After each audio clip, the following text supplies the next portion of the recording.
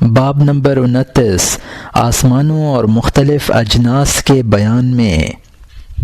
روایت ہے کہ سب سے پہلے اللہ تعالی نے جوہر یعنی ہیولائے اولا کو پیدا کیا اور اس کی طرف ہیبت کی نظر سے دیکھا جب وہ اپنے رب کے خوف سے کپ کپایا اور گل گیا اور پانی کی شکل میں آ گیا۔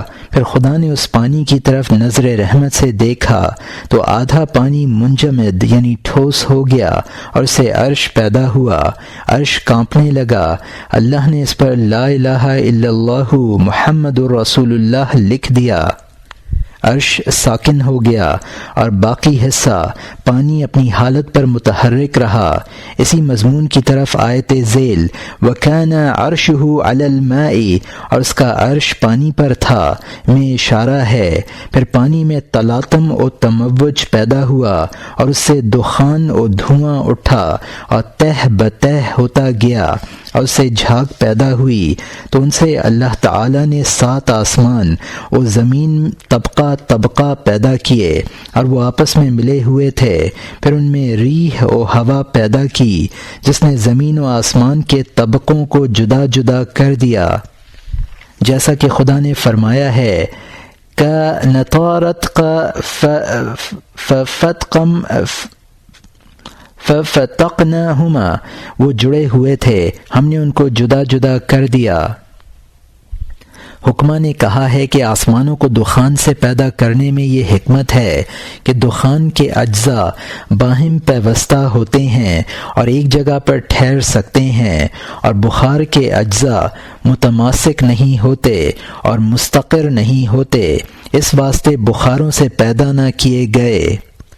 فائدہ حدیث ہے کہ زمین اور اول آسمان کے درمیان اور اسی طرح ایک آسمان سے دوسرے آسمان کے درمیان 500 میل کی مسافت ہے، اور ہر ایک آسمان کی موٹائی بھی 500 میل کی ہے، اور پہلے آسمان کی سفیدی دودھ سے بھی زیادہ ہے اور اس کا سبز نظر آنا کوہ قاف کے حائل ہونے سے ہے، اور آسمان کا نام رقیقہ ہے، اور دوسرا آسمان لوہے کا ہے جو موتی کی مانند چمکتا ہے اور اس کا نام کسر دم ہے یا معون۔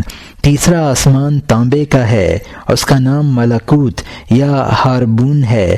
چوتھا آسمان چاندی کا ہے جس کی روشنی کے آگے آنکھ چندھیا جاتی ہے اور اس کا نام ظاہرہ ہے۔ پانچواں آسمان سرخ سونے کا ہے جس کو مزینہ یا مسحرہ کہتے ہیں۔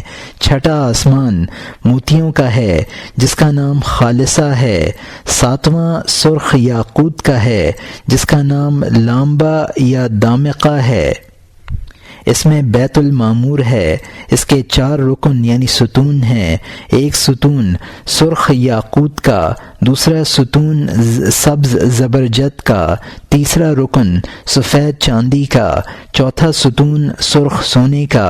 یہ بھی حدیث میں آیا ہے کہ بیت المعمور عقیق کا ہے، اس میں ہر ایک روز نئے سے نئے 70,000 فرشتے داخل ہوتے ہیں اور قیامت تک ایسا ہی ہوتا رہے گا۔ معتبر روایت میں کہ زمین آسمان سے افضل ہے کیونکہ انبیاء اسی سے پیدا ہوتے ہیں اور اسی میں مدفون ہوتے ہیں، اور زمین کا اعلیٰ طبقہ باقی طبقات سے افضل ہے کیونکہ لوگوں کے نفع اٹھانے کی جگہ ہے۔ ابن عباس رضی اللہ عنہ سے روایت ہے کہ آسمانوں سے افضل وہ آسمان ہے جس کی چھت عرش سے متصل ہے یعنی کرسی، کیونکہ وہ عرش کے قریب ہے، اور تمام فائدہ رساں ستارے اسی میں مرکوز ہیں مگر 7 سیارے جو ہر ایک اپنے اپنے آسمان میں ہے۔ چنانچہ زحل تو 7ویں آسمان میں ہے جس کی طرف سنیچر کا دن منسوب ہے، اور مشتری سیارہ چھٹے آسمان میں ہے جو جمعرات کے روز کا منسوب الیہ ہے، اور 5ویں آسمان میں مریخ ہے، منگل کا روز اسی کی طرف منسوب ہے، اور چوتھے آسمان میں آفتاب ہے، اتوار کا دن اسی کی طرف لگایا جاتا ہے۔ تیسرے آسمان میں زہرہ ہے جس کا دن کا نام جمعہ ہے۔ دوسرے آسمان میں اتارو ہے، اس کے دن کا نام بدھ ہے، اور پہلے آسمان میں چاند ہے، پیر کا روز اسی کی طرف منسوب ہے۔ نکتہ لطیفہ، صانع مطلق کی حکمت قربان ہونے کے لائق ہے کہ ساتوں آسمان اگرچہ دخان سے بنائے گئے ہیں مگر ہر ایک آسمان دوسرے سے نہیں ملتا، اور آسمانوں سے پانی اتارا جس سے قسم و قسم رنگا رنگ کے نباتات و پھول پیدا ہوتے ہیں جو رنگ و ذائقے میں مختلف ہوتے ہیں، جیسا کہ خدا نے کہا ہے وَنُفَضِّلُ بَعْضَهَا عَلَى بَعْضٍ فِي الْأُكُلِ، ہم ایک کو دوسرے پر ذائقے میں ترجیح دیتے ہیں۔ اور اولاد آدم کو مختلف طبقات پر پیدا کیا، کوئی سفید ہے کوئی سیاہ، کوئی مومن کوئی کافر، کوئی عالم کوئی جاہل، کوئی نرم کوئی سخت، حالانکہ سب کا اصل آدم ہے۔ فَسُبْحَانَ مَنْ أَتْقَنَ كُلِّ شَيْءٍ، پاک ہے وہ ذات جس نے ہر چیز کو مضبوط و مستحکم بنایا ہے۔